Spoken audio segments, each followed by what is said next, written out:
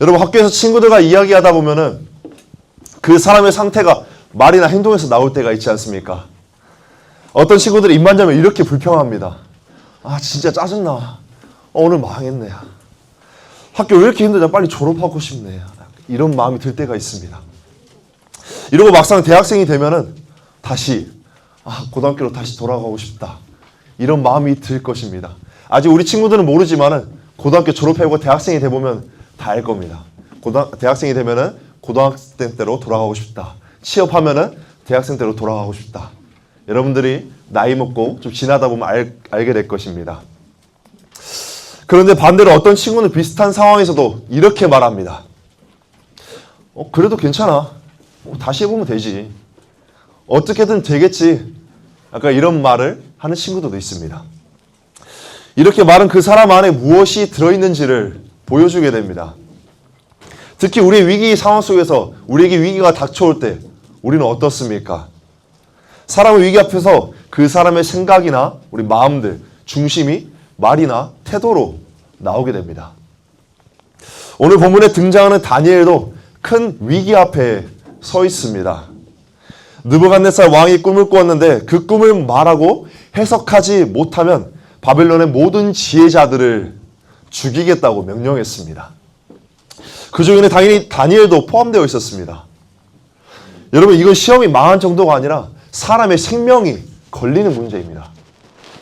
그런데 그 위기 속에서 다니엘의 입에서 어떤 말이 나왔는지, 지혜로운 사람이 어떤 사람인지 말씀 속에서 우리 함께 보려고 합니다. 우리 첫 번째로 지혜로운 사람은 하나님을 먼저 인정하는 사람입니다. 본문 20절 하반절 말씀을 보시면 지혜와 능력이 그에게 있다. 바로 하나님께 있다라는 것입니다. 다니엘은 이미 바벨론에서 인정받는 사람이었습니다. 왕궁에서 교육받았고 다니엘은 충분히 내가 해냈다라고 말할 수 있는 사람입니다. 하지만 다니엘은 그렇게 말하지 않았습니다. 먼저 하나님을 말합니다. 지혜는 하나님께 있다. 지혜는 전적으로 다 하나님께 있다라고 말하고 있습니다. 이 고백은 굉장히 중요한 고백입니다. 세상은 능력 있는 사람만을 높입니다. 머리가 좋은 사람,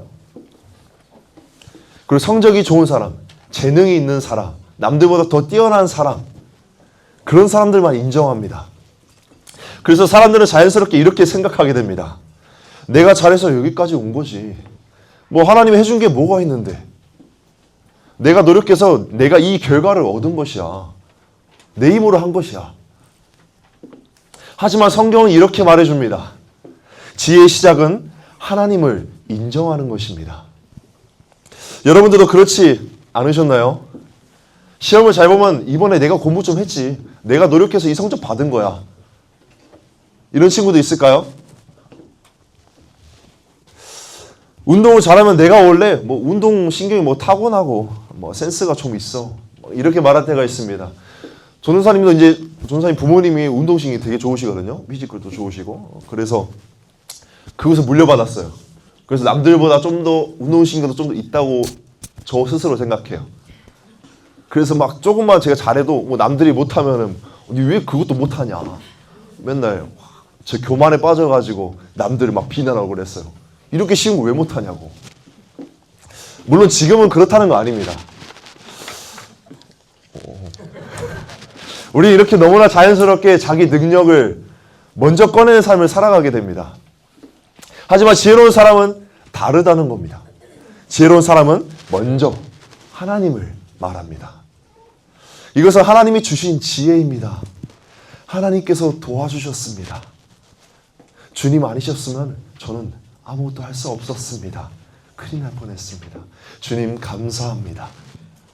다니엘의 지혜는 이렇게 자기를 높이는 지혜가 아니라 하나님을 높이는 지혜였습니다. 그래서 지혜로운 사람은 자기 능력보다 하나님을 먼저 인정하는 사람이라는 겁니다.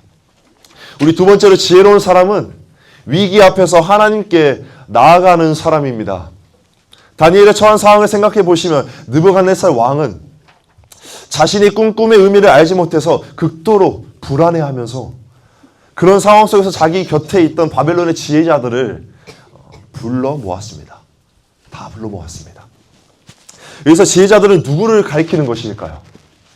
우리 본문 말씀 2장 2절을 보시면은 왕이 그의 꿈을 자기에게 알려주도록 박수와 술객과 점쟁이와 갈대와 술사를 부르라 말하매 그들이 들어가서 왕의 앞에 선지라. 여기서 지혜자들은 박수, 술객, 점쟁이, 갈대와 술사라고 말하고 있습니다. 그럼 박수는 무엇일까요? 왜 한경이 박수 치고 있네. 박수, 저 박수일까요? 박수는 고대 바벨론에서 주술과 점수를 사용해서 미래를 알아내서 미래를 알아내려는 그런 사람들이었습니다. 그리고 술객은 무엇일까요? 술주정뱅이? 많지 않은 사람? 아니면 술객은 주술과 주문을 사용하는 사람입니다. 그리고 점쟁이는 별의 움직임을 보고 왕의 운명이나 미래를 해석하려는 고대 왕궁의 점성술사이고, 갈대아 술사는 바벨론 왕궁에서 일하던 학자이면서 점성술사 같은 그런 사람들이었습니다. 이런 박수나 술객이나 점쟁이나 술사, 갈대아 술사 같은 이 지혜자들을 우리 왕에게 이렇게 말합니다.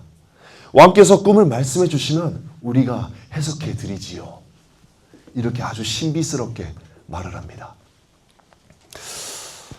사람이 꿈을 이야기하면 그 꿈을 듣고 해석을 붙이는 것이 당시에는 일반적인 방식이었습니다.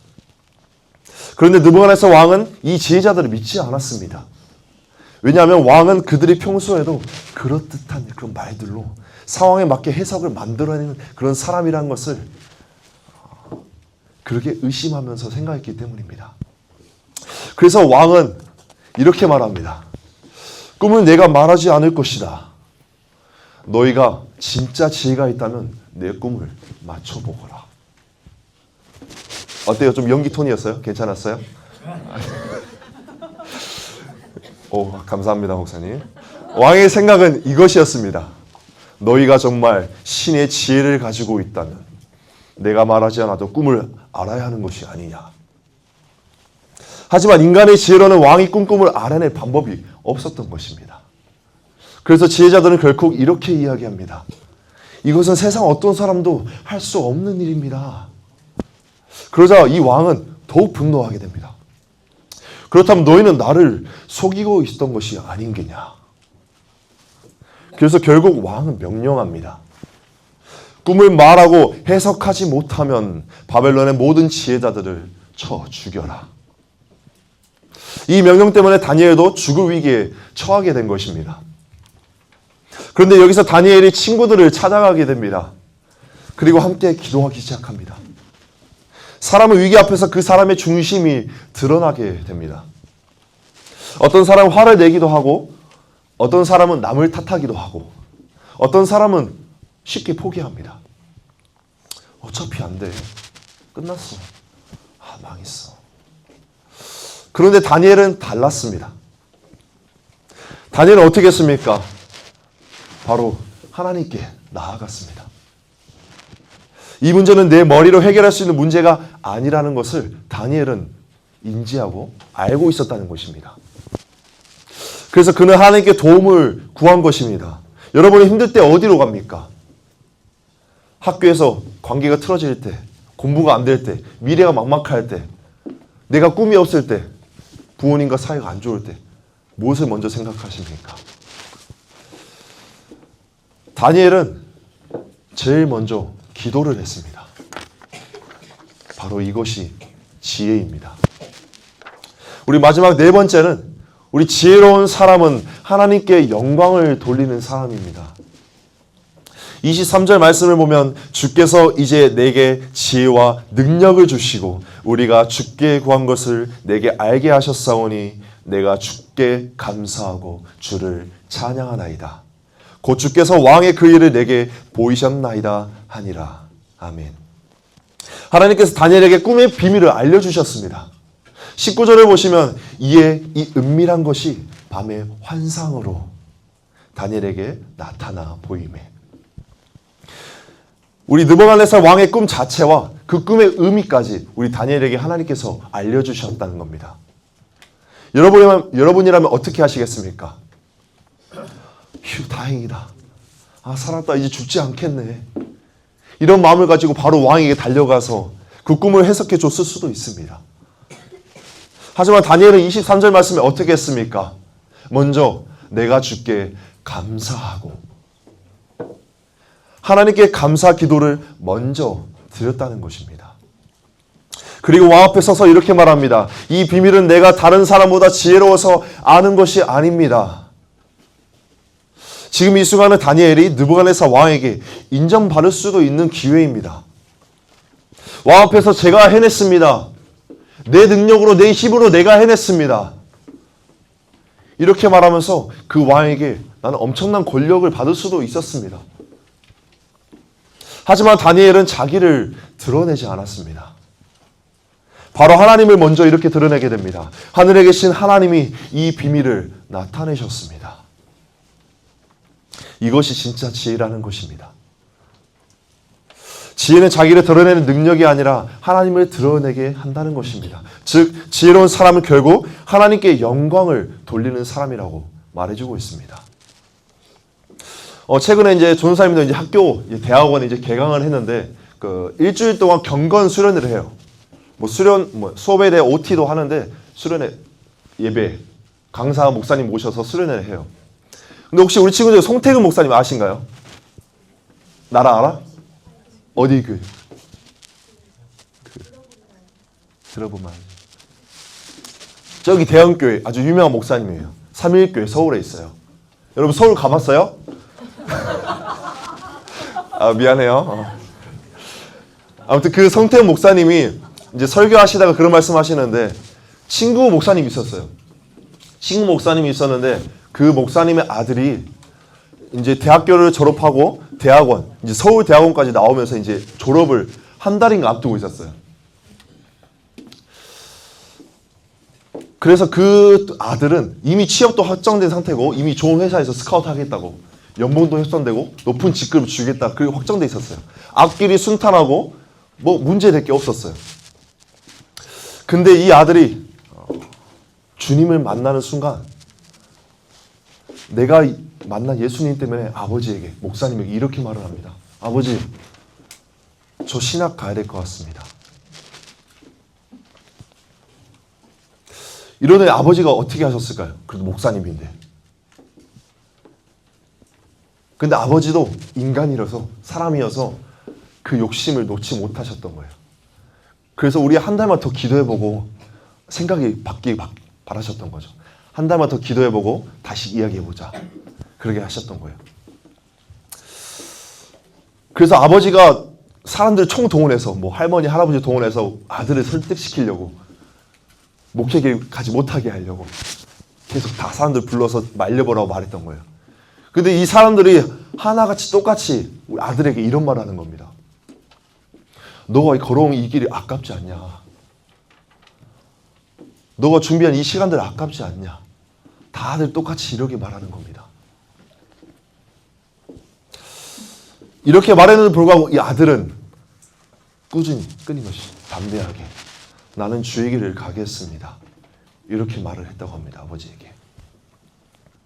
그리고 나서 이 아들이 아버지에게 한마디 했습니다. 목사님에게 한마디 했습니다. 아버지, 진짜 영광을 본 사람은 아까울 게 없습니다. 그 말을 듣는 순간 목사인 아빠가 스스로 엄청 부끄러워했다는 겁니다. 그래도 내가 목사인데. 우리 친구들이 가지고 있는 우리 욕심들을 세상에 가지고 있는 세상이 주는 욕심들, 명예들, 물질들 그런 것들을 아까워하지 말고 언제든지 주님이 부르시면 다 포기하고 주님께 달려가겠습니다. 이런 믿음으로 우리 친구들 항상 기도하면서 나아가셨으면 좋겠습니다. 진짜 영광을 본 사람은 아까울 게 없습니다.